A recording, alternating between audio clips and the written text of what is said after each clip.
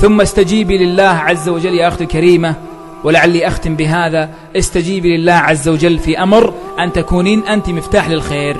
كوني مفتاحا للخير مغلاقا للشر.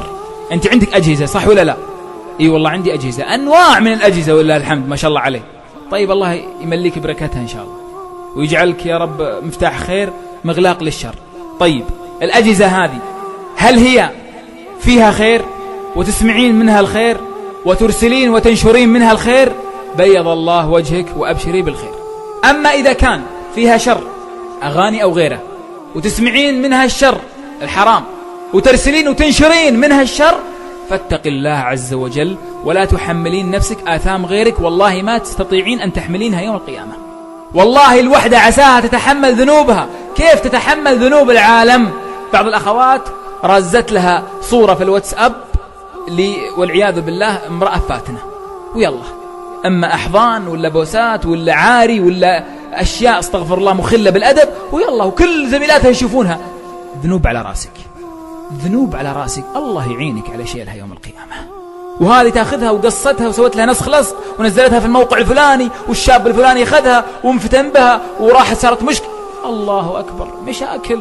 يقول النبي عليه الصلاة والسلام: من دعا إلى ضلالة كان عليه من الوزر مثل أوزار من تبعه لا ينقص ذلك من أوزارهم شيئا. يوم القيامة توقفين قدام رب العالمين فتأتيك سيئات كثير أنت ما سويتيها، والله ما سويتيها، لكنها سيئات وذنوب اللي أنت كنت سبب في وقوع الذنوب والسيئات عليهم. كيف؟ نشرت أغنية، أرسلت أغنية، نشرت صورة فاضحة، صورة فاتنة، وزعت، نشرت مقاطع سيئة، كله على ظهرك.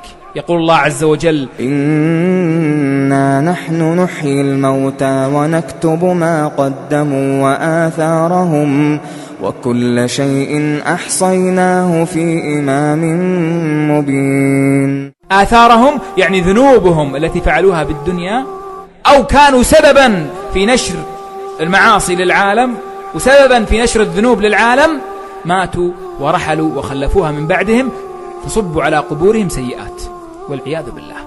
أعوذ بالله. والله الوحدة عساها تتحمل ذنوبها. كيف تتحمل ذنوب العالم؟ فأنت انتبهي يا أختي الكريمة، كوني مفتاح للخير حتى يكون لك الأجر يوم القيامة. تأتيك حسنات كثيرة أنت ما فعلتيها. ليش؟ لأن أنت كنت سبب في نشر هذا الخير. مقطع خير، قرآن، محاضرة، ذكر، صورة معبرة، شعر هادف. الله أكبر. الله يا أختي الكريمة، أزيل الصور الفاتنة، أزيل المقاطع اللي قد تشهد عليك. انتبهي يا أختي الكريمة، كوني مفتاحا للخير وكوني مغلاقا للشر.